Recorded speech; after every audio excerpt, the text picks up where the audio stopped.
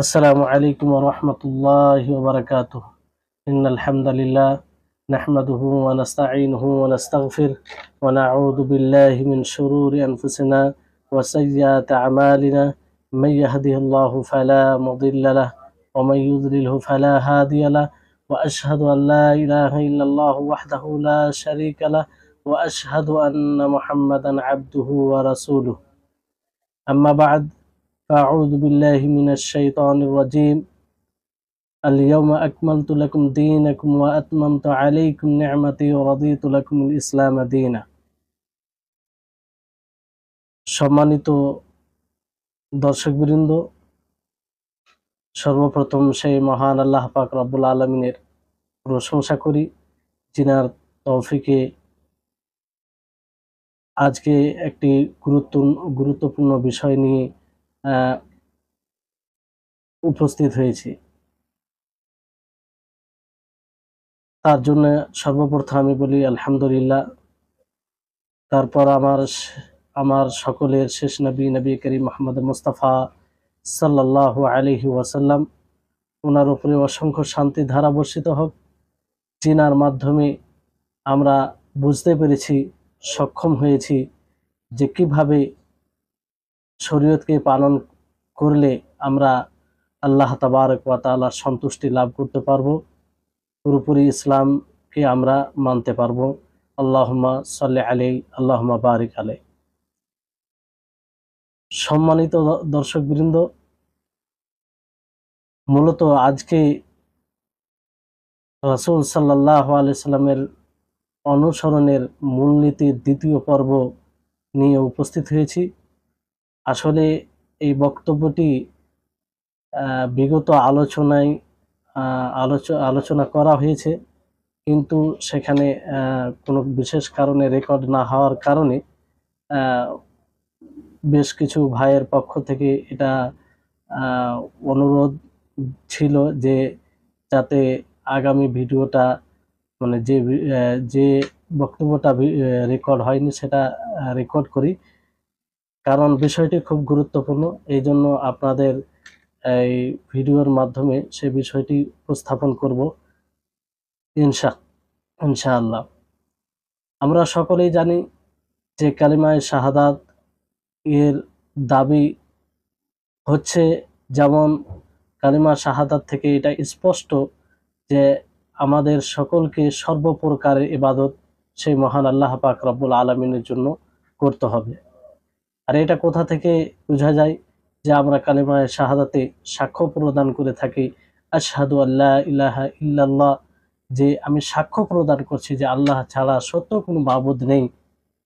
তো এখান থেকে এটা স্পষ্ট হচ্ছে, কিংবা স্পষ্টভাবে আমরা স্বীকার করি যে আল্লাহ ছাড়া কোনো সত্য মাবুদ নেই। তার মানে সমস্ত প্রকারের ইবাদত আল্লাহ তাবারক ওয়া তাআলার জন্য করতে হবে, অর্থাৎ ইখলাসের সহিত আমাদেরকে ইবাদত করতে হবে। অনুরূপভাবে শাহাদাতের প্রথম অংশ থেকে যে প্রথম অংশের দাবি যে ইখলাসের সাথে আমরা সকলেই আল্লাহ তাবারক ওয়া তাআলার ইবাদত করব, তার সাথে সাথে শাহাদাতের যেটা দ্বিতীয় অংশ রয়েছে যে ওয়া আশহাদু আন্না মুহাম্মাদার রাসূলুল্লাহ, যে আমি সাক্ষ্য প্রদান করছি যে মুহাম্মদ সাল্লাল্লাহু আলাইহি ওয়াসাল্লাম আল্লাহর রাসূল। এই অংশ থেকে এটা আমরা স্বীকার করি, কিংবা এটা বের হয়ে আসে যে আমাদেরকে আল্লাহর ইবাদত করতে হলে তার প্রেরিত রাসূল মুহাম্মদ সাল্লাল্লাহু আলাইহি ওয়াসাল্লামের পদ্ধতি অনুযায়ী করতে হবে, অর্থাৎ মুতাবাআতে রাসূলুল্লাহ সাল্লাল্লাহু আলাইহি ওয়াসাল্লামের অনুসরণ করে আল্লাহ তাবারক ওয়া তাআলার ইবাদত করতে হবে।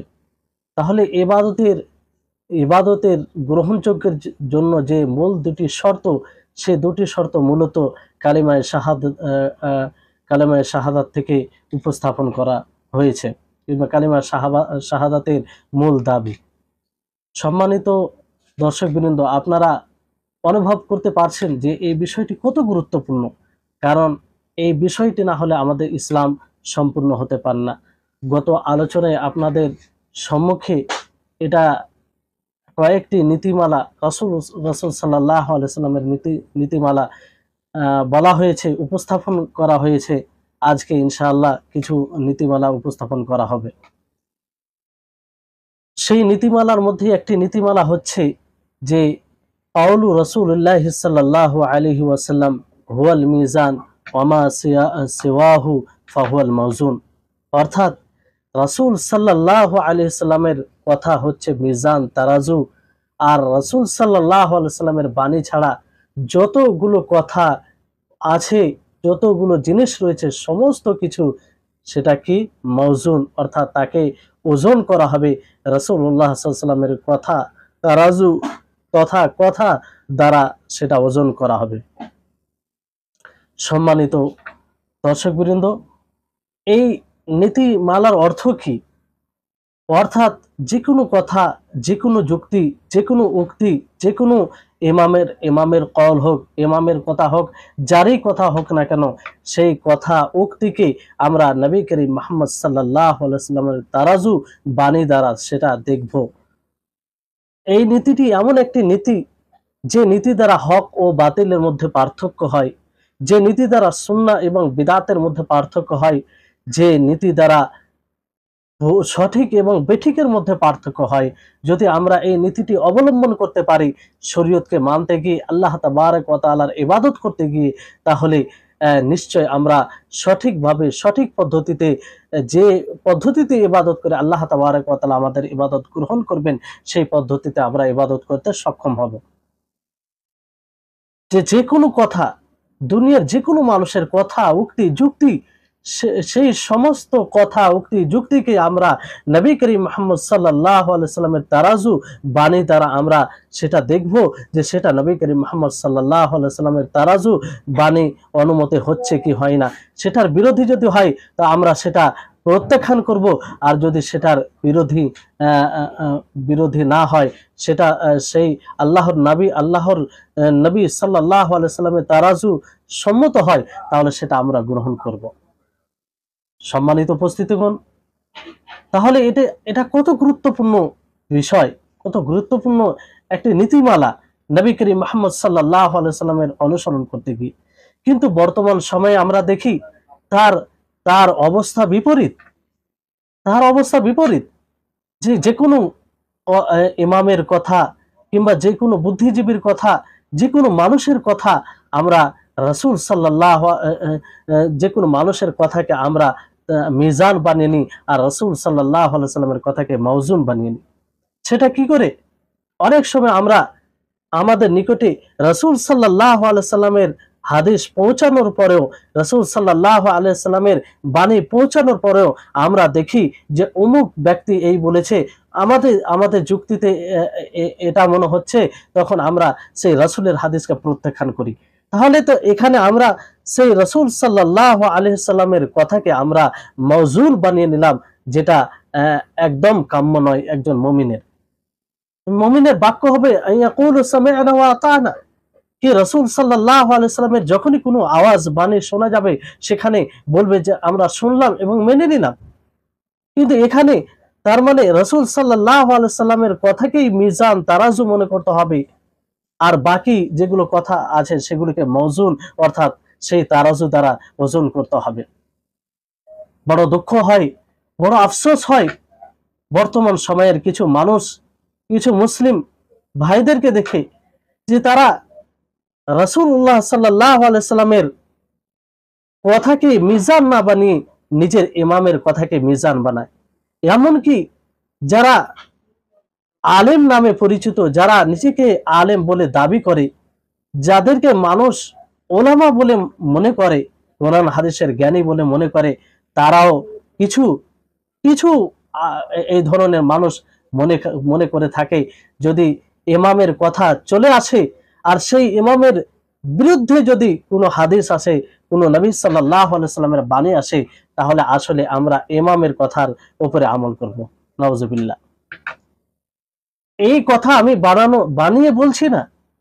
অনেক দেখবেন যারা ইমামদের অনুসরণ করে, তাদের মধ্যে যারা খুব অন্ধ অনুসরণ করে, তারা এইভাবে কথা বলে। আর এটা বাস্তব, যা আমরা শুনেছি যে তাদের নিকটে যখন রাসূলের বাণী এসে পৌঁছে যায়, যখন রাসূলের বাণী এসে যায়, যেমন রফুল ইয়াদাইন করা, এটা একাধিক হাদিস দ্বারা প্রমাণিত।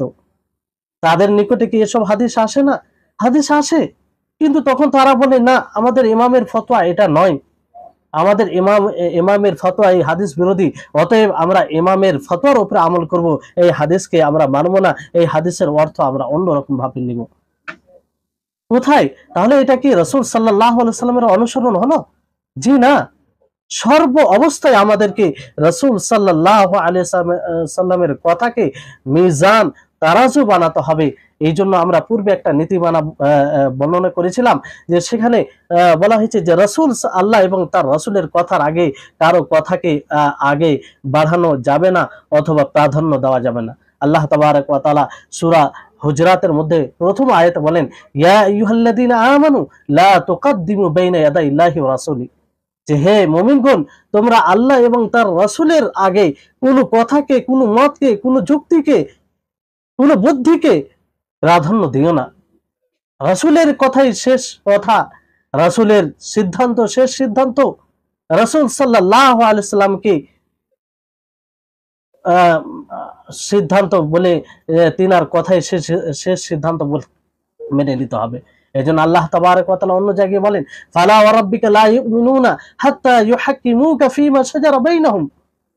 আল্লাহ তাবারক ওয়া তাআলা কসম খেয়ে বলছেন, ফালা ওয়া রাব্বিকা, যে তোমার রবের কসম, লা ইউমিনুনা, তারা মুমিন হতে পারে না, হাত্তা ইউহাক্কিমুকা ফীমা শাজারা বাইনাহুম, যতক্ষণ পর্যন্ত তারা তাদের বিবাদিত মাসলাতে বিষয়ে আপনাকে হাকিম বলে মেনে নেবে। অর্থাৎ আপনার কথা, আপনার যে ফয়সলা চলে আসবে, সেটাকে সর্বশেষ ফয়সলা এবং উত্তম মনে না করবে।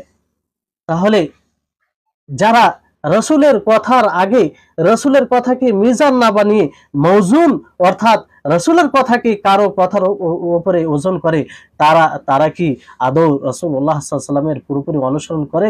জি না, করে না।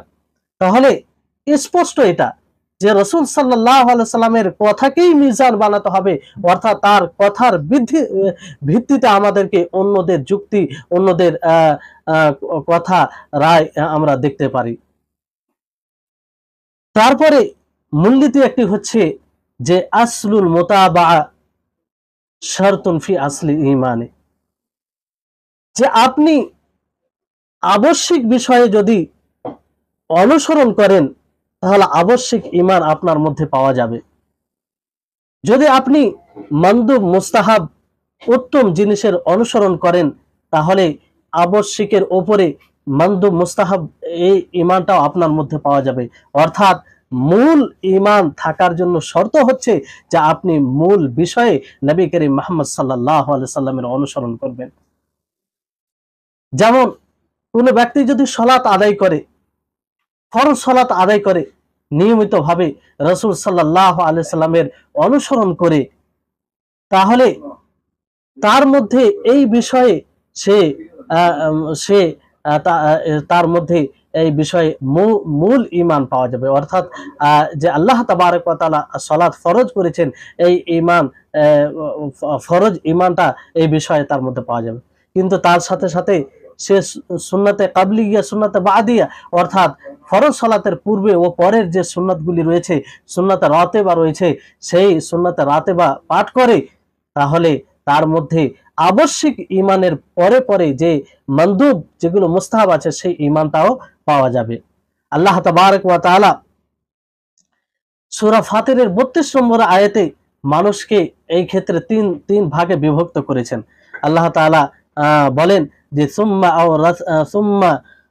আওরাসনাল কিতাব আল্লাযীনা ইসতাফাইনা মিন ইবাদিনা ফামিনহুম যালিমুন লিনাফসি ওয়া মিনহুম মুকতাসিদ ওয়া মিনহুম সাবিকুন বিল খায়রাত বিইذনিল্লাহি যালিকা হুয়াল ফাদলুল কাবীর।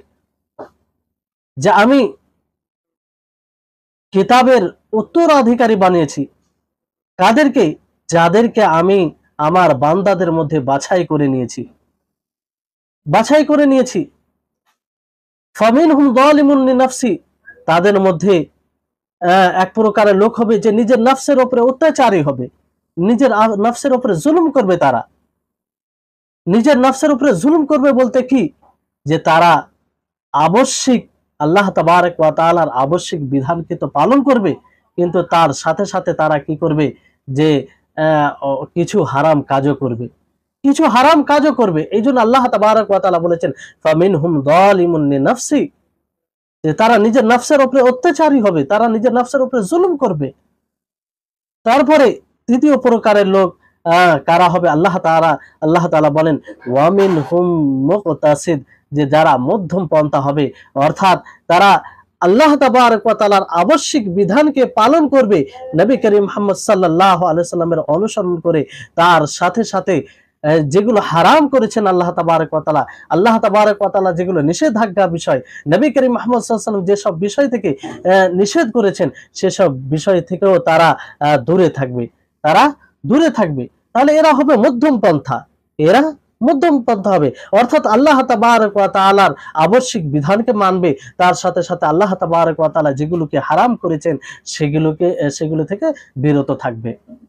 সম্মানিত দর্শকবৃন্দ, তারপরে তৃতীয় প্রকারের লোকের ব্যাপারে আল্লাহ তাআলা বলছেন ওয়া মিনহুম সাবিকুম বিল খায়রাতি বিইذনিল্লাহ, যে তাদের মধ্যে কিছু লোক থাকবে যারা কল্যাণ মঙ্গল ভালো কাজে অগ্রগামী হবে আল্লাহ তাবারক ওয়া তাআলার অনুমতিতে। তারা ভালো কাজে অগ্রগামী হবে, তারা এগিয়ে থাকবে, অর্থাৎ তারা আল্লাহর আবশ্যিক বিধানকে তো পালন করবেই, তার সাথে সাথে আল্লাহ তাবারক ওয়া তাআলা তার রাসূল সাল্লাল্লাহু আলাইহি ওয়াসাল্লাম যেগুলো হারাম করেছেন সেগুলো থেকে সে বিরত থাকবে। আর শুধু এটাই নয়, সে মানদুব উত্তম জিনিসকেও পালন করবে, উত্তম যেটা ফরজ নয়, যেটা আবশ্যিক নয়, সেটাও পালন করবে। এবং যেগুলো অপছন্দনীয়, আল্লাহ তাবারক ওয়া তাআলা ও তার রাসূল অপছন্দ করেন, সেগুলো থেকেও সে বিরত থাকবে। তাহলে এরা হবে অগ্রগামী, আর এরাই সর্ব উঁচু স্তরে থাকবে। যালিকা হুয়াল ফাযলুল কাবীর, এটাই হচ্ছে আল্লাহ তাবারক ওয়া তাআলার মহা অনুগ্রহ। তাহলে এই আয়াত থেকে সুস্পষ্ট যে আমরা যেমন ভাবে অনুসরণ করব নবী করিম মুহাম্মদ সাল্লাল্লাহু আলাইহি ওয়াসাল্লাম, ওই রকম আমাদের মধ্যে ঈমান পাওয়া যাবে, ওই রকম আমাদের মধ্যে ঈমান পাওয়া যাবে।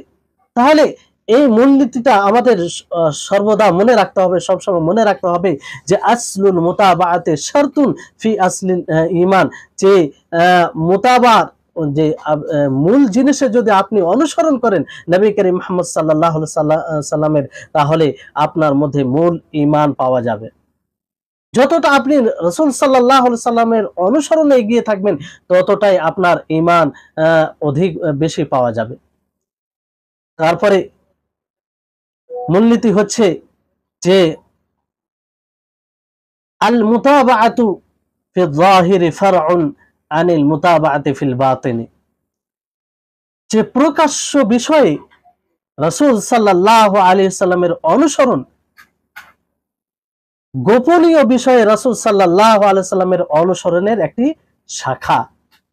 অর্থাৎ মূল হচ্ছে যে আপনি গোপনীয় বিষয়ে রাসূল সাল্লাল্লাহু আলাইহি সাল্লামের অনুসরণ করবেন, রাসূল সাল্লাল্লাহু আলাইহি সাল্লামের অনুসরণ করবেন।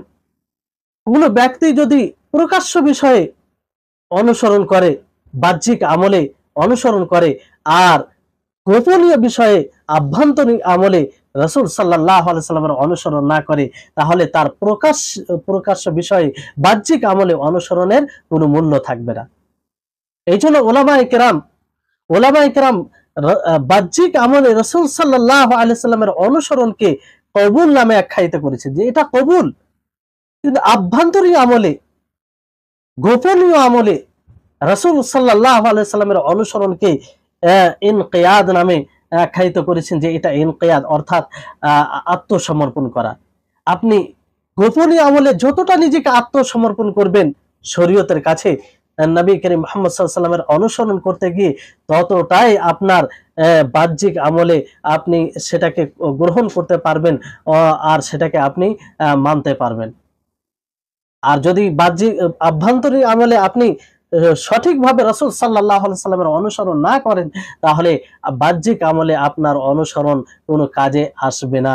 এর দলিল হচ্ছে আল্লাহ তাবারক ওয়া তাআলা সূরা মুনাফিকুন বলেন ইদা জাআকাল মুনাফিকুন ক্বালু নাশহাদু ইন্নাকা লা রাসূলুল্লাহ, ক্বালু নাশহাদু ইন্নাকা লা রাসূলুল্লাহ, যে যারা মুনাফিক তারা আপনার নিকটে এসে তারা বলে যে নাশহাদু ইন্নাকা লা রাসূলুল্লাহ, যে আমরা সাক্ষ্য প্রদান করছি যে আপনি আবশ্যিকভাবে আল্লাহর রাসূল। দেখেন তারা কি জোর দিয়ে তাকিদ করে বলছে যে নাশহাদু ইন্নাকা লা রাসূলুল্লাহ। তারা শুধু এটা বলতে পারতো যে নাশহাদু আনতা রাসূলুল্লাহ, না, শুধু এই কথা বলেননি, একদম তাকিদ করে জোর করে বললেন যে নাশহাদু ইন্নাকা লা রাসূলুল্লাহ, যে আপনি আবশ্যিকভাবে আল্লাহর রাসূল, আল্লাহর রাসূল। কিন্তু আল্লাহ তাবারক ওয়া তাআলা কি বললেন? ওয়াল্লাহু ইয়ালামু ইন্নাকা লা রাসূলু, আল্লাহ তাবারক ওয়া তাআলা জানেন যে আপনি আল্লাহর রাসূল, আল্লাহর প্রেরিত রাসূল, আল্লাহর বার্তাবাহক, আল্লাহর ওহীর বার্তাবাহক, আল্লাহর পয়গাম মানুষের নিকটে আপনি পৌঁছে দেন, এটা আল্লাহ তাবারক ওয়া তাআলা জানেন। তাদের সাক্ষ্য প্রদানে কিছু হয় না। তারপরে আল্লাহ তাআলা বলছেন ওয়াল্লাহু ইয়াশহাদু ইন্নাল মুনাফিকিনা লাকাযিবুন, যে আল্লাহ তাবারক ওয়া তাআলা সাক্ষ্য প্রদান করেন যে নিশ্চয়ই মুনাফিকিন তারা মিথ্যুক। অর্থাৎ তারা বাহ্যিকভাবে এটা সাক্ষ্য প্রদান করেছিল, আসলে তাদের অন্তর মেনে নেয়নি। তারা আভ্যন্তরিক বিষয়ে রাসূল সাল্লাল্লাহু আলাইহি সাল্লামের অনুসরণ করতো না, রাসূল সাল্লাল্লাহু আলাইহি সাল্লামকে তারা ভালোবাসতো না, রাসূল সাল্লাল্লাহু আলাইহি সাল্লামকে যারা ভালোবাসতো তাদেরকেও তারা ভালোবাসতো না। তো বাহ্যিক আমলে তারা তো প্রকাশ্যভাবে সাক্ষ্য প্রদান করলো যে আপনি আল্লাহর রাসূল। তো তাদের সাক্ষ্য প্রদান এটা কি কোনো কাজে এসেছে? জি না, কাজে আসেনি। কেন? তারা আভ্যন্তরীণ বিষয়ে তারা গোপনীয় বিষয়ে রাসূল সাল্লাল্লাহু আলাইহি সাল্লামের অনুসরণ করেনি। ফলে তাদের প্রকাশ্যে নবী করিম মুহাম্মদ সাল্লাল্লাহু আলাইহি সাল্লামের অনুসরণ, সাক্ষ্য প্রদান সেটা কোনো কাজে আসেনি। সম্মানিত দর্শকবৃন্দ, আশা করি আপনারা বুঝতে পারছেন। তাহলে এই বিষয়টি আমাদেরকে রাসূল সাল্লাল্লাহু আলাইহি সাল্লামের অনুসরণ করতে গিয়ে লক্ষ্য রাখতে হবে এবং এটা খেয়াল করতে হবে। তারপরে আসুন, তারপরে হচ্ছে নীতি, যে দ্বীনের মধ্যে প্রত্যেকটি বিদআত, প্রত্যেকটি ইহদাস এটা প্রত্যাখ্যাত, সেটা গ্রহণযোগ্য নয়।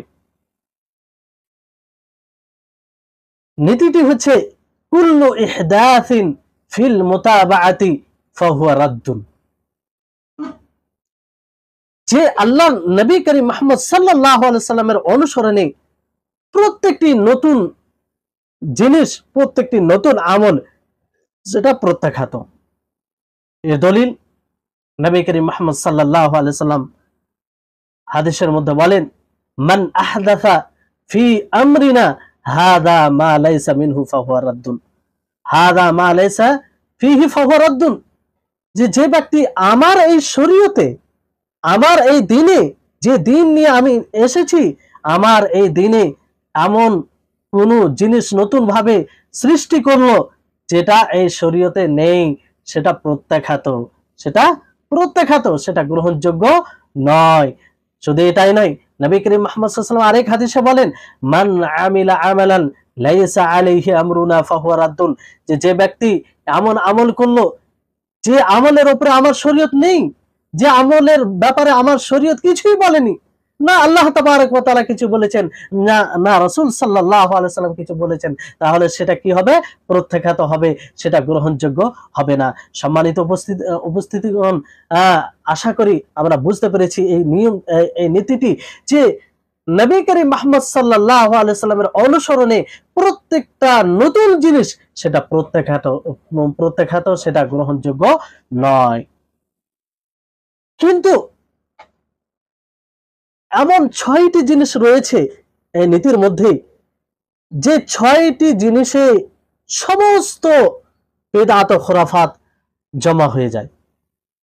পৃথিবীতে এমন কোনো বিদআত নেই, এমন কোন এই শরীয়তে নতুন আমল নেই যে সেই নতুন আমল, সেই বিদআতটি এই 6টি জিনিসের মধ্যে আসে না। সমস্ত বিদআত এই 6টি জিনিসের মধ্যে চলে আসে। তো সেই 6টি কি জিনিস আমরা জানার চেষ্টা করব। খুব গুরুত্বপূর্ণ বিষয়। যদি আমরা এই 6টি জিনিস থেকে, 6টি জিনিসে বিদআত, নতুন আমল সৃষ্টি করা থেকে বেঁচে থাকি, তাহলে ইনশাআল্লাহ আমরা বিদআত থেকে মুক্ত থাকব, আমাদের আমল বিদআত মুক্ত হবে। সেই 6টি জিনিস কি? এক নম্বর হচ্ছে যে আল ইহদাসু ফি জিনসিল ইবাদা, প্রথম ইহদাস, প্রথম নতুন আমল যে বিষয়ে করা সেটা হচ্ছে ইবাদতের শ্রেণীতে, ইবাদতের প্রকারে কোনো নতুন আমল করা, নতুন ভাবে কোনো আমল করা, নতুন ভাবে কোনো আমল করা। তাহলে এই ধরনের আমল প্রত্যাখ্যাত, গ্রহণযোগ্য নয়, কোনো মতেই গ্রহণযোগ্য হবে না।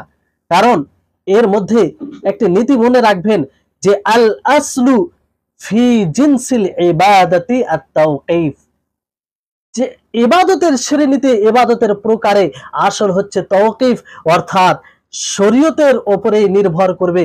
শরীয়ত যদি কোনো ইবাদতের শ্রেণীর ব্যাপারে দিক নির্দেশনা দেয় তাহলে ইবাদত করা যাবে, নচেত কোনো নতুন ভাবে নতুন প্রকারের ইবাদত সৃষ্টি করা যাবে না। যদি করা যায় সেটা প্রত্যাখ্যাত হবে, সেটা গ্রহণযোগ্য হবে না। যেমন আপনাদেরকে উদাহরণ দিই তাহলে বুঝতে পারবেন যে সুফি, আশা করি আপনারা জানেন যে সুফি কাকে বলে। যেমন সুফিরা ইবাদত করে, তারা নিত্য নতুন ইবাদত সৃষ্টি করে। অনেক সময় তারা কথা না বলে ইবাদত করে, অনেক সময় তারা খাবার ও পানাহার থেকে বিরত থেকে ইবাদত করে, অনেক সময় তারা মানে অনেক অলৌকিক জিনিস করার জন্য নিত্য নতুন ভাবে তারা ইবাদত করে। তাহলে এটা কি এই ধরনের ইবাদতের ব্যাপারে শরীয়তে কিছুই নেই? তো সেটাই বিদআত, সেটা গ্রহণযোগ্য হতে পারে না। এখানে ইবাদতের শ্রেণীতে, ইবাদতের জিনসে ইহদাস করা হয়েছে, নতুন নতুন ভাবে নতুন ভাবে ইবাদত সৃষ্টি করা হয়েছে, ফলে এই ধরনের ইবাদত গ্রহণযোগ্য হবে না। অনুরূপ ভাবে যে এক প্রকারের ইবাদত মানুষ করে, কি করে সেটা সেটা যেমন নাচ গান করে, নেচে ইবাদত করা, নেচে ইবাদত করা, সেটাও নতুন নতুন একটি ইবাদত। এই ধরনের ইবাদতের, এই প্রকারের ইবাদতের ব্যাপারে শরীয়ত কিছুই বলেনি। তারপরে দ্বিতীয় প্রকারের যেটা ইহদাস, সেটা হচ্ছে আল ইহদাসু ফি সাবাবিল ইবাদাহ, যে ইবাদতের কারণে ইহদাস করা, নতুন জিনিস, নতুন কোনো কারণে ইবাদত করা, কোনো কারণবশত কারণে ইবাদত করা, এর জন্য দলিল লাগবে। শরীয়তে যে উদ্দেশ্যে, যে কারণে ইবাদত করতে বলেছে সে কারণে, সে উদ্দেশ্যেই আমাদেরকে ইবাদত করতে হবে, নচেত সেই ইবাদত গ্রহণযোগ্য হবে না। কারণ এই ব্যাপারে আসল হচ্ছে আল আসলু ফি সাবাবিল ইবাদা তাওকীফ, যে ইবাদতের কারণে, যে কারণে ইবাদত করব সেটাতে আসল হচ্ছে আত-তাওকীফ, অর্থাৎ সেটা শরীয়তের উপরে নির্ভর করে, দলিলের উপরে নির্ভর করে। যদি শরীয়ত থেকে প্রমাণিত হয় তাহলে সেই কারণে ইবাদত করা যাবে, নচেত করা যাবে না। আর যদি করে তাহলে সেটা ইহদাস হবে, আর যে ইহদাস কোনোভাবেই গ্রহণযোগ্য হতে পারে না। যেমন উদাহরণ দিই, যে এমন কোন দিনে সওম পালন করা, রোজা রাখা, যে দিনের ব্যাপারে এই ধারণা রাখা যে সেই দিন ইবাদত করতে গেলে তার বিশেষ একটা ফজিলত রয়েছে, তার বিশেষ একটা ফজিলত রয়েছে, অথচ এই ব্যাপারে শরীয়তে কিছুই বলা হয়নি। যেমন শুক্রবারে রোজা রাখা, কিসের জন্য? যে শুক্রবারে রোজা করলে, সওম পালন করলে বেশি নেকি পাওয়া যায়। ঈদুল উসবু যেহেতু সাপ্তাহিক ঈদ, তার ফজিলত রয়েছে, এই জন্য তার ইবাদত করা, সেই দিন সওম পালন করা। তাহলে এটা কি হবে? এটা নতুন ভাবে কারণ বানিয়ে নেওয়া। কারণ এই ব্যাপারে, এই কারণে রোজা রাখা, এই ব্যাপারে শরীয়ত কিছু বলেনি। এটা ইহদাস ফি সাবাবিল ইবাদা হবে, যেটা গ্রহণযোগ্য নয়, যেটা প্রত্যাখ্যাত। অতএব এই ধরনের ইবাদত থেকে বেঁচে থাকতে হবে। নতুন কোনো কারণে ইবাদত করা যাবে না। শরীয়তে যে কারণে ইবাদত করতে বলেছে সে কারণেই আমাদেরকে ইবাদত করতে হবে। সম্মানিত দর্শকবৃন্দ, আপনারা বুঝতে পারছেন আশা করি। তারপরে তৃতীয় যেটা ইহদাস, সেটা হচ্ছে আল ইহদাসু ফি সিফাতিল ইবাদা, যে ইবাদতের ধরনে, ইবাদতের পদ্ধতিতে ইহদাস করা, নতুন কিছু করা, এটাও প্রত্যাখ্যাত, গ্রহণযোগ্য হবে না। কারণ এই ব্যাপারে আসল হচ্ছে আল আসলু ফি সিফাতিল ইবাদা আত-তাওকিফ। আল আসলু ফি সিফাতিল ইবাদা আত-তাওকিফ। যে ইবাদতের আসল যে ইবাদতের ধরন হবে সেটা তাওকিফ, শরীয়তের উপরে নির্ভর করে। যদি সেই পদ্ধতি, সেই ধরনটা শরীয়ত দ্বারা প্রমাণিত হয়, কোরআন ও হাদিস দ্বারা প্রমাণিত হয়, তাহলে সেই ইবাদত সেই পদ্ধতিতে করা যাবে, নচেত করা যাবে না। যদি করে সেটা আল ইহদাস ফি সিফাতিল ইবাদা হবে, যেটা গ্রহণযোগ্য কখনো হবে না।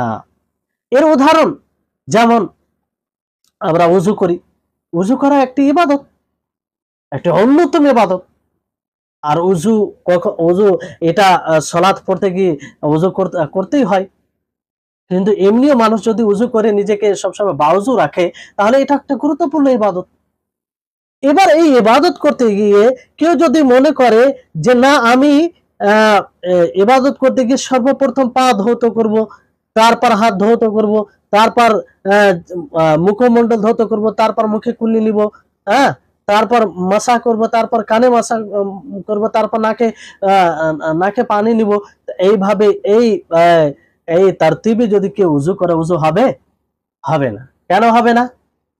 যে এইভাবে ওযু প্রমাণিত নয়, এই ধরনের ওযু প্রমাণিত নয়। নবী করিম মুহাম্মদ সাল্লাল্লাহু আলাইহি ওয়াসাল্লাম ওযু কিভাবে করেছেন? সর্বপ্রথম 2 কবজি পর্যন্ত হাত ধৌত করেছেন, তারপর মুখে ও নাকে একসাথে কুল্লি ও নাকে পানি দিয়েছেন, তারপরে মুখমণ্ডল ধৌত করেছেন, তারপর ডান হাত ধৌত করেছেন, তারপর বাম হাত ধৌত করেছেন, তারপর মাথার মাসা ও কানের মাসা করেছেন, তারপর ডান পা, তারপর বাম পা। এইভাবে নবী করিম মুহাম্মদ সাল্লাল্লাহু আলাইহি ওয়াসাল্লাম ওযু করেছেন। তো সেভাবেই আমাদেরকে ওযু করতে হবে। এবার যদি কেউ মনে করে না, সবই তো ধৌত করা হচ্ছে, সেটা আগে পিছে হলে কি অসুবিধা? তাহলে এই যুক্তি খাটালে হবে? হবে না। কারণ ইবাদতের ধরনের প্রমাণ লাগবে। আপনি যে ইবাদত করব সেটা কিভাবে করব, নতুন কোন পদ্ধতিতে করতে গেলে তার জন্য দলিল লাগবে, তার জন্য দলিল লাগবে। কারণ সেই ব্যাপারে নীতি কি, যে আল আসলু ফি সিফাতিল ইবাদা আত-তাওকিফ, যে ইবাদতের ধরনে আপনি কিভাবে ইবাদত করব সেই বিষয়ে আসল হচ্ছে শরীয়তের দলিল দ্বারা প্রমাণিত হলে করতে পারি, নচেত নতুন কোন পদ্ধতিতে কোন ইবাদত আমরা করতে পারি না।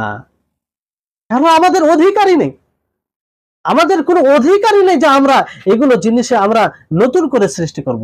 আল্লাহ তাবারক ওয়া তাআলা স্পষ্টভাবে শেষ পর্যায়ে ঘোষণা করে দিয়েছেন, আল ইয়াউমা আকমালতু লাকুম দীনাকুম ওয়া আতমামতু আলাইকুম নি'মাতি ওয়া রাদিতু লাকুম ইসলাম দীনা, যে আজকে আমি তোমাদের জন্য এই দ্বীনকে কমপ্লিট করে দিলাম, সম্পূর্ণ করে দিলাম, পরিপূর্ণ করে দিলাম। এতে না সংযোজন করা যাবে, না এতে বিয়োজন করা যাবে। যেভাবে রাসূল সাল্লাল্লাহু আলাইহি সাল্লাম আমাদেরকে দিয়েছেন, যেভাবে রাসূল সাল্লাল্লাহু আলাইহি সাল্লাম সাহাবায়ে কেরামকে দিয়েছেন, সেভাবেই আমাদেরকে গ্রহণ করতে হবে, সেভাবেই আমাদেরকে সেই শরীয়তকে মানতে হবে। তাহলে সেই শরীয়তকে মানা হবে। আর আপনি যদি নতুন কিছু সৃষ্টি করি, এতে বড় ভয়ঙ্কর বিষয় বেরিয়ে আসবে। সেটা হচ্ছে যে বিদআত, নতুন আমল করাতে আপনি এটা বলতে চাই যে আসলে শরীয়তে কিছু অসম্পূর্ণ থেকে গেছে, নাউযুবিল্লাহ। অথচ আল্লাহ তাবারক ওয়া তাআলা স্পষ্ট ভাবে বলে দিয়েছেন, আল ইয়াউমা আকমালতু লাকুম দীনাকুম ওয়া আতমামতু আলাইকুম নি'মাতি ওয়া রাদিতু লাকুম ইসলাম দীনা, যে আমি আজকে এই দিনকে পরিপূর্ণ করে দিলাম, সম্পূর্ণ করে দিলাম, কোনো প্রকারের ত্রুটি নেই। আর রাসূল সাল্লাল্লাহু আলাইহি সাল্লাম এটাকে পরিপূর্ণভাবে মানুষের নিকটে পৌঁছেছেন। যেমন বিদায় হজের সময় নবী সাল্লাল্লাহু আলাইহি সাল্লাম কি বলেছিলেন, যে আমি কি তোমাদের নিকটে এই শরীয়তের আমার দায়িত্ব পূর্ণভাবে পালন করেছি? সকলে বলেছেন, জি হ্যাঁ, আপনি দায়িত্ব পালন করেছেন। তাহলে আপনি কি করে অধিকার রাখতে পারি ইবাদতের এই সব বিষয়ে নতুন করে সৃষ্টি করা? তারপরে আসুন, যে চতুর্থ প্রকারের ইহদাস, সেটা হচ্ছে আল ইহদাসু ফি মাকানিল ইবাদা। আল ইহদাসু ফি মাকানিল ইবাদা, যে কোনো জায়গায় ইবাদত করা, তার সেখানকার ফজিলত মনে করে, কিংবা সেই জায়গায় সেই ইবাদতকে খাস করে ইবাদত করা, অথচ শরীয়তে এই ব্যাপারে কিছু বলেনি। তাহলে এখানেও নীতি সেটাই যে আল আসলু ফি মাকানিল ইবাদাহ আত-তাওকিফ, যে আপনি কোনো জায়গার সাথে যখন কোনো ইবাদতকে খাস করে বিশেষ কোনো উদ্দেশ্যে পড়বেন, তখন তার জন্য দলিল লাগবে, তার জন্য দলিল লাগবে। দলিল ছাড়া কোনো জায়গার সাথে কোনো ইবাদতকে খাস করতে পারেন না। যেমন এর উদাহরণ আপনাদেরকে দিই, যে কবরের পাশে সালাত আদায় করা, তারপরে আম্বিয়াদের যেখানে স্মরণীয় জিনিস রয়েছে সেখানে বিশেষভাবে সালাত আদায় করা। কবরের পাশে কেউ যদি সালাত এই নিয়তে করে যে এই কবরে যে ব্যক্তি আছে সে আমাদের ওলি, সে আল্লাহর অনেক কাছের মানুষ, সে অনেক মুত্তাকি পরহেজগার ছিল, তো এর নিকটে আমি এই জন্য সালাত পড়ছি, এই জন্য সালাত পড়ছি যে আমার সালাত আল্লাহ তাবারক ওয়া তাআলা গ্রহণ করবেন, আমার সালাত আল্লাহ তাবারক ওয়া তাআলা গ্রহণ করবেন, বেশি নেকি দিবেন। তাহলে এটা কি হবে?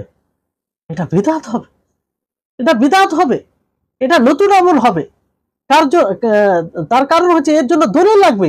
আপনি যে বললেন যে সেখানে সালাত পড়ে আল্লাহ তাবারক ওয়া তাআলা বেশি নেকি দিবে, আল্লাহ তাবারক ওয়া তাআলা গ্রহণ করবেন, সেই জায়গার সাথে এর জন্য দলিল লাগবে। এর কোনো দলিল নেই।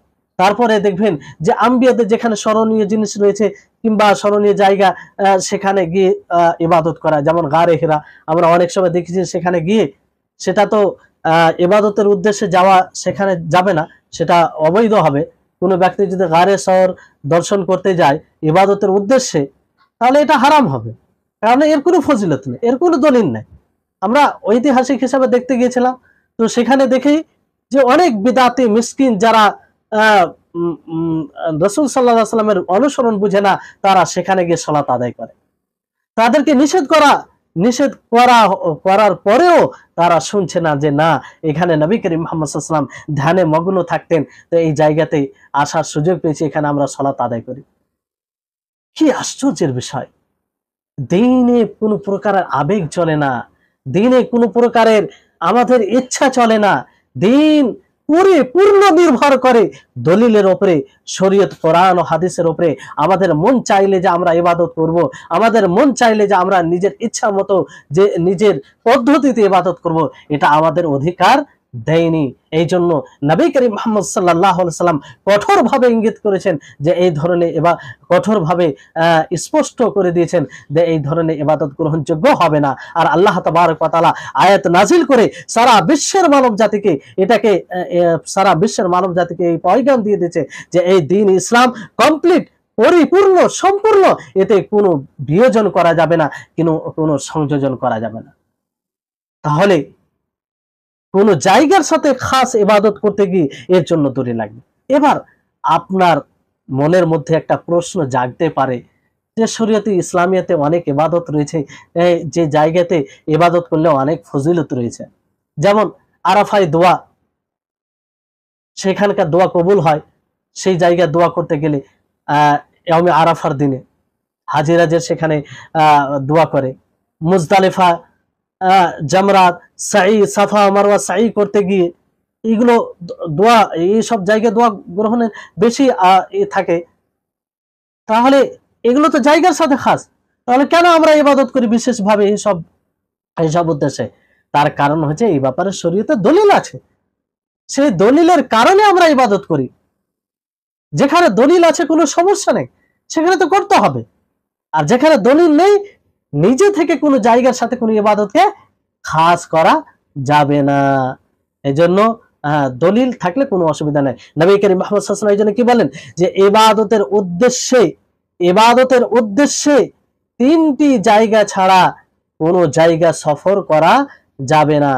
কি আল্লাহ নবী বলেন যে লা তুশাদ্দুর রিহালু ইল্লা ইলা সালাসাতি মাসাজিদ, আল মসজিদুল হারাম ওয়া মসজিদুর রাসূল ওয়া মসজিদুল আকসা, যে ইবাদতের উদ্দেশ্যে তিনটি মসজিদ ছাড়া কোনো মসজিদ সফর করা যাবে না, বিশেষ করে ইবাদত করার জন্য। সেই তিনটি মসজিদ কি? একটি হচ্ছে মসজিদুল হারাম, দ্বিতীয় হচ্ছে মসজিদুর রাসূল, মসজিদ নববী, তৃতীয় হচ্ছে মসজিদুল আকসা। তাহলে এই তিনটি মসজিদ, তো নবী করিম মুহাম্মদ সাল্লাল্লাহু আলাইহি সাল্লাম উক্ত হাদিসে এই তিনটি জায়গাকে খাস করার মানে কি, এর অর্থ কি? এর অর্থ এটাই যে এই ছাড়া অন্য জায়গায় আমরা কোনো ইবাদতকে খাস করতে পারি না যদি তার পক্ষে কোনো দলিল না থাকে। সম্মানিত দর্শকবৃন্দ, আশা করি আপনারা আমার কথা বুঝতে পারছেন। তারপর আসুন যে পঞ্চম নম্বর ইহদাস, সেটা কি? আল ইহদাসু ফি জামানিল ইবাদা। আল ইহদাসু ফি জামানিল ইবাদা, যে কোন সময়ের আপনি এই উদ্দেশ্যে কোন ইবাদত করছেন যে এই সময়ে ইবাদত করলে আমার ইবাদতটা গ্রহণযোগ্য, আমার ইবাদতের বেশি গুরুত্ব, অথচ সে ব্যাপারে কোনো দলিল নেই। এজন্য এখানেও এটা নীতি মনে রাখতে হবে, আল আসলু ফি জামানিল ইবাদা আত-তাওকীফ, যে আসলে সময়ের সাথে কোনো ইবাদতকে খাস করার জন্য মূল হচ্ছে কি? তাওকীফ, অর্থাৎ শরীয়তের উপরে এটা নির্ভর করে। শরীয়তে যদি এর দলিল থাকে তাহলে কোনো অসুবিধা নেই, নিশ্চিন্তে সেটা করা যাবে, আর করতে হবে। কিন্তু যদি দলিল না থাকে তাহলে কোনো মতেই করা যাবে না, করতে গেলে সেটা ইহদাস হবে, যা প্রত্যাখ্যাত হবে, সেটা কখনো গ্রহণযোগ্য হবে না। এর উদাহরণ যেমন ধরেন সূরাতুল ফাতিহা পাঠ করা কোন নির্ধারিত সময়, যে এই সময়ে আমাকে পড়তে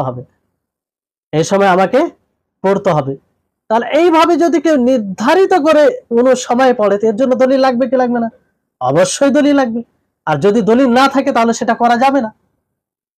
আপনি বলবেন না সূরাতুল ফাতিহা এর পড়ার অনেক ফজিলত রয়েছে, যাকে সাবউল মাথানি বলা হয়েছে, অর্থাৎ 7টি আয়াত, যে 7টি আয়াত বারবার পাঠ করা হয়, যে সূরাকে উম্মুল কোরআন বলা হয়েছে, যে সূরাকে ফাতিহা বলা হয়েছে, যে সূরাকে শিফা বলা হয়েছে, এত ফজিলত, অথচ আমরা পড়তে পারি না। জি না, বিষয়টা এটা নয়। আপনি পড়তে পারেন, কিন্তু এই যে আপনি সময়ের সাথে খাস করে পড়ছেন, এটা হচ্ছে বিদআত। আপনি নতুন যেটা আমল করছেন, যে আপনি একটি বিষয়কে সেটাকে সময়ের সাথে খাস করে দিচ্ছেন, যে এই সময়ে পড়তে গেলে এটার বিশেষ ফজিলত রয়েছে, অথচ তার কোনো দলিল নেই। যদি কোনো ব্যক্তি প্রত্যেক খুতবার শুরুতে সূরাতুল ফাতিহা পড়ে, আর সূরাতুল ফাতিহা পড়াটা সে মনে করে যে এর কোনো বিশেষ ফজিলত আছে, তাহলে সেটা কি হবে? সেটা বিদআত হবে, কারণ এই ব্যাপারে তো কোনো দলিল নেই। অথচ সূরা ফাতিহা পড়া তার ফজিলত নিজের জায়গায়, আপনি যে কোনো সময় পড়তে পারেন। তাহলে এটা, আর এইরকমই কোনো সময়ে ইবাদত করা, কোনো সময়ের সাথে কোনো ইবাদতকে খাস করা, অথচ সে ব্যাপারে কোনো দলিল নেই যে কোনো ইবাদতকে, তাহলে এটা ইহদাস ফি জামানিল ইবাদা। তাহলে এটা এক প্রকারের ইহদাস, এ থেকে বেঁচে থাকতে হবে। 6 নম্বরের যেটি বিদআত হচ্ছে ইহদাস, সেটা হচ্ছে যে আল ইহদাসু ফি মিকদারিল ইবাদা। আল ইহদাসু ফি মিকদারিল ইবাদা, ইবাদতের পরিমাণে নতুন কিছু করা, অর্থাৎ ইবাদত যে পরিমাণে এসেছে সে পরিমাণে আমাদেরকে ইবাদত করতে হবে। তার যদি অধিক আমরা ইবাদত করি তাহলে সেই ইবাদত গ্রহণযোগ্য হবে না, সেটা বিদআত হবে। সেটা কি হবে? বিদআত হবে। এই বিষয়ে আসল নীতি হচ্ছে আল আসলু ফি মিকদারিল ইবাদা আত-তাওকীফ, যে ইবাদতের পরিমাণে আসল হচ্ছে তাওকীফ, অর্থাৎ শরীয়তের উপরে নির্ভর করে। যদি শরীয়ত থেকে যতটা প্রমাণ থাকবে ততটাই আপনি ইবাদত করি। উদাহরণ দিলে আপনারা বুঝতে পারবেন। যেমন ধরুন যে যদি ছেলে জন্ম হয় তাহলে তার পক্ষ থেকে কটা আকিকা দেওয়া যাবে? কটা জান? 2টি ছাগল, তাই না? আর যদি মেয়ে সন্তান জন্ম হয় তাহলে তার পক্ষ থেকে একটা। এবার যদি কেউ মনে করে না আমার কাছে অর্থ আছে, তো আমি 5টা আকিকা করি, 3টা আকিকা করি, 3টি জান দিই, আকিকা মনে করে, এটা ঠিক হবে? হবে না। কেন হবে না? নবী করিম মুহাম্মদ সাল্লাল্লাহু আলাইহি সাল্লাম থেকে যেটা প্রমাণিত যে দুটো করতে হবে, তার চেয়ে অধিক আকিকার উদ্দেশ্যে, আকিকার নিয়তে করা যাবে না, যেহেতু এটা প্রমাণ। হ্যাঁ, আপনি অতিরিক্ত করতে পারেন সদকা হিসাবে, সেটা মানুষকে খাওয়ানো হিসাবে করতে পারেন, তাতে কোনো বাধা নেই। কিন্তু আকিকার নিয়তে আপনি নবী সাল্লাল্লাহু আলাইহি ওয়াসাল্লাম জানেন যে দুটো বলেছেন, আর আপনি সেই জায়গায় তিনটা, ছেলের পক্ষ থেকে তিনটে করছেন, চারটে করছেন, পাঁচটে করছেন, এটা পরিপূর্ণভাবে বিদআতি আমল হবে, পরিপূর্ণভাবে বিদআতি আমল হবে, সেই আমলটি গ্রহণযোগ্য হবে না। অতএব আপনি দুটি প্রমাণ আছে, দুটিই করতে হবে। সেটা যদি আপনি না পারেন, সেজন্য একটা করেন, তো ওলামায়ে কেরামদের ফতোয়া রয়েছে যে চলে যাবে, সেটা আলাদা বিষয়। কিন্তু আপনি দুটি প্রমাণ আছে, তিনটি উদ্দেশ্যে করছেন, আপনি জেনেও সেটা আল ইহদাস ফি মিকদারিল ইবাদা হবে, অর্থাৎ ইবাদতের পরিমাণে আপনি এটা কি করছেন, ইহদাস, নতুন কিছু আমল করছেন, যেটা বিদআত হবে, যেটা প্রত্যাখ্যাত হবে, গ্রহণযোগ্য হবে না। অনুরূপভাবে আরেকটি উদাহরণ, যেমন আহ সালাতুল জানাজা রয়েছে, তাই না?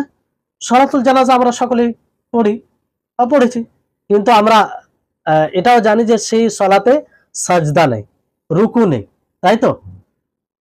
এবার যদি কোনো ব্যক্তি ভাবে যে না, সাজদা করা, রুকু করা, এটা তো একটা গুরুত্বপূর্ণ ইবাদত, আর আল্লাহ তাবারক ওয়া তাআলা বলেছেন ওয়ারকাউ, তোমরা রুকু করো, তারপরে ওয়াকুম মিনাস সাজিদিন, যে তোমরা সাজদাকারীদের অন্তর্ভুক্ত হয়ে যাও। তো এগুলোকে লক্ষ্য করে এক কাজ করা যাক, যে আমরা আজকে সালাতুল জানাজা রুকু সাজদা সহ পড়বো, কারণ অতিরিক্ত পড়লে কি অসুবিধা? তো রুকু সাজদা সহ আমরা আজকে সালাতুল জানাজা পড়বো। তাহলে বলুন, এই সালাতুল জানাজা হবে না এটা বিদআতি আমল হবে? এটা বিদআত হবে, কারণ এটা প্রমাণ নেই, এর অধিকার আমাদের নেই যে আমরা অতিরিক্ত করে পড়ি। যেভাবে যেটা যত পরিমাণে যেটা এসেছে, সে পরিমাণে আমাদেরকে ইবাদত করতে হবে। এবার যদিও সাজদা করা একটি ভালো গুরুত্বপূর্ণ ইবাদত, রুকু করা একটি ভালো গুরুত্বপূর্ণ ইবাদত, কিন্তু সালাতুল জানাজার সাথে আপনি এটা সেট করে পড়বেন, অথচ আল্লাহ, যদি এটা ভালো হতো তাহলে আল্লাহর নবী পড়তেন, তা আল্লাহর নবী পড়েননি, সাহাবায়ে কেরাম পড়েননি, আমরা বেশি আল্লাহর মুত্তাকি পরহেজগার বান্দা হয়ে গেছি যে আমরা যোগ করে পড়বো। এই অধিকার আমাদের নেই, এই অধিকার পৃথিবীর কাউকে দেওয়া হয়নি নবী করিম মুহাম্মদ সাল্লাল্লাহু আলাইহি ওয়াসাল্লাম ছাড়া। অতএব নবী করিম মুহাম্মদ সাল্লাল্লাহু আলাইহি ওয়াসাল্লাম থেকে যেভাবে শরীয়ত এসেছে, সেভাবে আমাদেরকে এই শরীয়ত গ্রহণ করতে হবে, আর এটা পালন করতে হবে। সম্মানিত দর্শকবৃন্দ, আপনারা এই 6টি ইহদাস শুনেন, এই 6টি ইহদাস থেকে, এই ছয় জায়গায় 6 প্রকারের যে ইহদাস রয়েছে, নতুন আমল রয়েছে, এই থেকে যদি আমরা বাঁচতে পারি, তো ইনশাআল্লাহ আমরা বিদআত যেমন একটি ভয়ঙ্কর বড় অপরাধ থেকে আমরা বেঁচে যাব। আমাদের ইবাদত বিদআত মুক্ত হবে, আমাদের ইবাদত বিদআত মুক্ত হবে। অতএব আমাদের সর্ব অবস্থায় এটা ভাবতে হবে যে আমাদের ইবাদতে এই 6 জায়গায়, এই 6টি এতে ইবাদত পাওয়া, বিদআত পাওয়া যাচ্ছে কি যায় না। তো আশা করি আপনারা বুঝতে পেরেছেন। আজকের মতো এখানেই শেষ করছি। ইনশাআল্লাহ ফের আগামী পর্বতেও আলোচনা করা হবে, যেহেতু আরো অনেক কিছু মূলনীতি বাকি আছে, আপনারা শুনবেন। এটা বিষয় খুব গুরুত্বপূর্ণ, খুবই গুরুত্বপূর্ণ। যারা শুনছেন, যারা শুনবেন, শোনার পরে অন্যদেরকে শোনার প্রতি আগ্রহী করবেন। আশা করি আপনি এই বক্তব্য শুনে, যদিও আপনাকে একটু অন্যরকম মনে হয়, হয়তো আপনাকে ভালো নাও লাগতে পারে, তারপরও আপনি শুনলে ইনশাআল্লাহ উপকৃত হবেন, কারণ এটা ঈমানের সাথে সম্পৃক্ত। আমাদের ঈমান দুটি জিনিসের উপরে নির্ভর করে, একটি হচ্ছে ইখলাস, আর একটি হচ্ছে নবী করিম মুহাম্মদ সাল্লাল্লাহু আলাইহি ওয়াসাল্লামের অনুসরণ, নবী করিম মুহাম্মদ সাল্লাল্লাহু আলাইহি ওয়াসাল্লামের অনুসরণ পদ্ধতি অনুযায়ী ইবাদত করা। তাহলে এই দুটি বিষয়কে সূক্ষ্মভাবে, বিস্তারিতভাবে বোঝা আমাদের সকলের জন্য জরুরি। আল্লাহ তাআলা যেন আমাদের সকলকে নবী করিম মুহাম্মদ সাল্লাল্লাহু আলাইহি ওয়াসাল্লামের পুঙ্খানুরূপে অনুসরণ করার তৌফিক দান করেন, আর আমরা যেন বিদআত থেকে মুক্ত থাকি। আমাদের ইবাদত যেন পরিপূর্ণভাবে সুন্নাহ, নবী করিম মুহাম্মদ সাল্লাল্লাহু আলাইহি ওয়াসাল্লামের পদ্ধতি অনুযায়ী হয়। ওয়া আখিরু দাওয়ানা আনিল হামদুলিল্লাহি রাব্বিল আলামিন। আসসালামু আলাইকুম ওয়া রাহমাতুল্লাহি ওয়া বারাকাতুহু।